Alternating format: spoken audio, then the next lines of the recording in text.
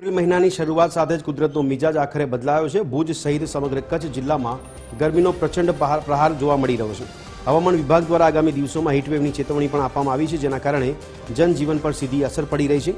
માંડવી દરિયાકાંઠે આજે લોકો મોટી સંખ્યામાં નજરે પડ્યા હતા, ત્યારે ગરમીમાંથી રાહત મેળવવા પ્રવાસીઓ તેમજ સ્થાનિક લોકો દરિયાના ઠંડા પાણીમાં ઝંપલાવતા જોવા મળ્યા। ખાસ કરીને બાળકો માટે આ કુદરતી સ્વિમિંગ પૂલ જેવી મજા બની ગઈ હતી। લોકો ગરમીથી બચવા માટે ઠંડા પીણા જેવા કે લીંબુ શરબત, નારિયેળ પાણી અને અન્ય શીતળ દ્રવ્યોનું સેવન કરતા નજરે પડી રહ્યા છે। હવામાન નિષ્ણાંતોની સલાહ પ્રમાણે બપોરના તાપમાન દરમિયાન બિનજરૂરી બહાર નીકળવાનું ટાળવા અને શરીરને હાઇડ્રેટ રાખવા અનુરોધ કરવામાં આવી રહ્યો છે। હવામાન વિભાગ દ્વારા લોકોને એલર્ટ કરવામાં આવી રહ્યા છે।